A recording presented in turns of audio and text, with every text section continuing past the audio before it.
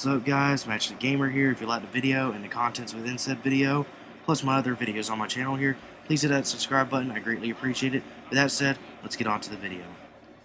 What's up, guys? Match the Gamer here, and today's video topic is essentially who or what is Goku Black, Black Goku, or just Black, or whatever the hell you want to call him, folks. I don't know. But essentially, today I'm going to attempt to prove or discuss who or what I think he is, and a little bit of what I know he's not. And I already made a video discussing why I don't believe he is Goten, because anybody that's subscribing to that theory is either trolling people or is flat out stupid if they really believe it, because it can't be, okay? If you don't know why it can't be, go and check out my video. I explain it there. Okay, I'm not here to discuss it here. If you want to talk about it, go to that video, comment down below on that video. We're going to talk, if you want to talk about what's in this video, then talk about this, okay? Anyways, so let's get into the topic at hand. So let's talk about some other things that he is not, that I didn't discuss in the why he's not Goten video. So, I don't think he's a Saiyan. The reason I say this is, one, everything he is taught about in terms of Saiyans, he always talks negatively about them. Goku has always, ever since he's pretty much learned he's a Saiyan, he's accepted that, but he just doesn't accept that he's as terrible or as evil as Saiyans are, naturally or normally. So, that's one reason I just don't think it's why it's a Saiyan. Whatever Black is, he's not a Saiyan. You may say, okay, well, what else? He's not an android because Trunks said, quote, he came from off-world. In fact, according to Trunks, Black supposedly said that he has destroyed many races and destroyed a bunch of planets before coming to Earth. So, he's not even from there, which means he's not even an android or a clone or anything like that. I also don't think he's an evil Goku from an alternate timeline, or at least one where Goku probably would have hailed from Earth. The reason I say this is because if indeed he hails from Earth and is evil, it would make no sense. There are so many people that could have killed Goku as a child if, for whatever reason, he would have stayed evil, if he was even evil in the first place. For example, possibly Grandpa Gohan could have done it. And if not Grandpa Gohan, Master Roshi. And we know Master Roshi can take on a Great Ape Goku as a kid. Then there is Tien, who could have definitely done it. Not to mention Evil King Piccolo, who granted was trapped in a rice cooker. But if he would have gotten out, he could have done it as an old fart. And then, of course, there's Kami and Popo, who could have done it. And Kami could have easily recognized that Goku, after watching him enough times and seeing him destroy things, oh, okay, he turns into a big giant ape thing whenever the moon's out, so if I destroy that and then go down there and take him out as a child where he's weaker, I can win. And we know he would lose because old King Piccolo took him on before he had a chance to drink the second shot of the sacred water. So you see what I'm saying? Alright. And the reason I say he wasn't evil in the first place is because if you read the Jocko the Galactic Patrolman manga, he was sent to Earth at age 3 years old by his mother and father, Bardock and Gine. Not for reasons to destroy Earth, but to protect him because Bardock simply had a hunch that Frieza would backstab. No freaking crazy future visions like in the Bardock Father of Goku special. Just a hunch, nothing more. Raditz merely assumed that Goku was sent there for the purpose of destroying the Earth. That's all. So, I don't think Goku was evil in the first place. It's just probably he was a kid, he's 3 years old, in unfamiliar surroundings, missing his parents, and after he got bonked on the head, it overall changed his mood and maybe even made him forget about his parents, possibly, okay? Anyways, so, we got all that out of the way, so what else is there? Well, I think Black is a Makaioshin. You may be saying, what the hell's a Makaioshin if you've never heard of it before?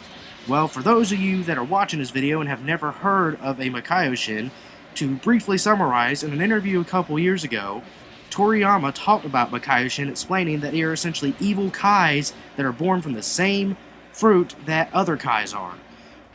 Now, if you don't know, Kais in Otherworld are born on from a special fruit on a tree in Otherworld.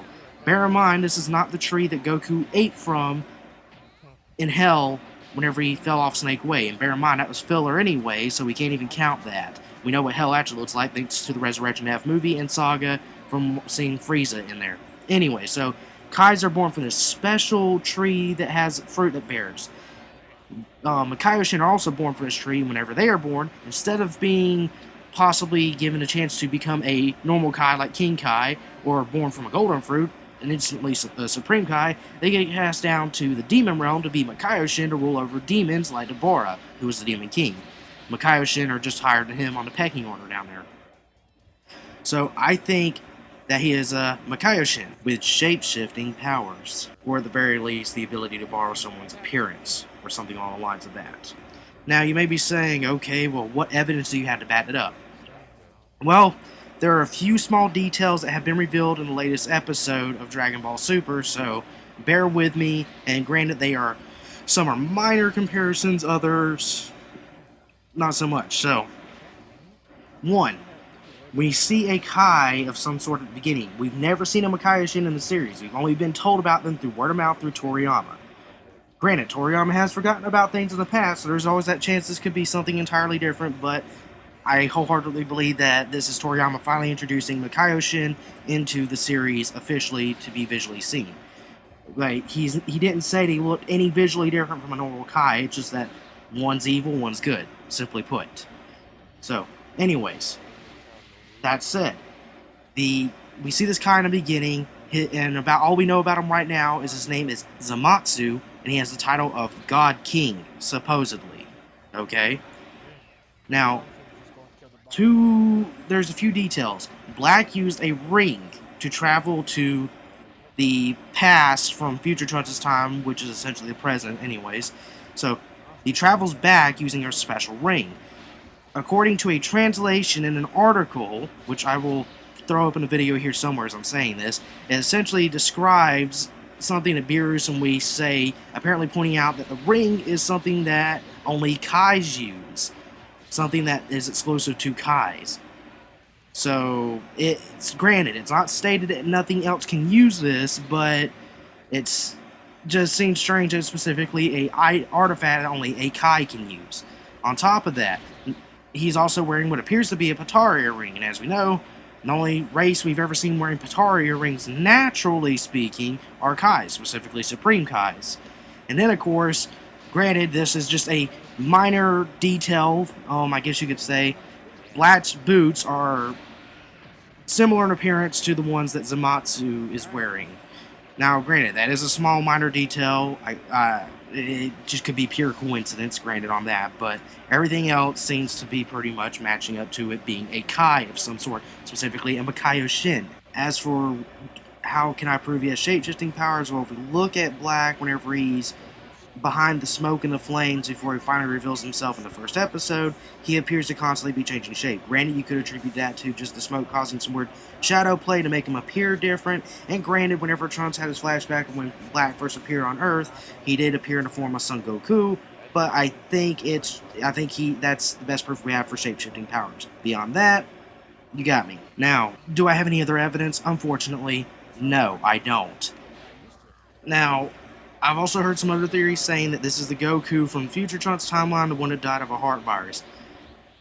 I doubt that Goku would come there and kill a bunch of people from Otherworld. He doesn't have a halo over his head. I doubt he'd be revived for that task, and Goku wouldn't want to do that to begin with. I mean, that's insane. That's way outside of Goku's character. And a lot of people are also trying to say that he's a fusion. If, hypothetically, he was a fusion, let's point out some things. Every single fusion we have seen in the series, whether it's a Kai and an attendant like Kibito fusing, Vegeta and Goku, Goten and Trunks, etc., etc., etc., every fusion we have seen, any kind of fusion we have seen, it takes on properties of both individuals fusing. This being clearly only looks like Goku wearing a different outfit and one earring. That's it. So it's not a fusion. It's something else entirely. And I don't know why people keep assuming it's fusion.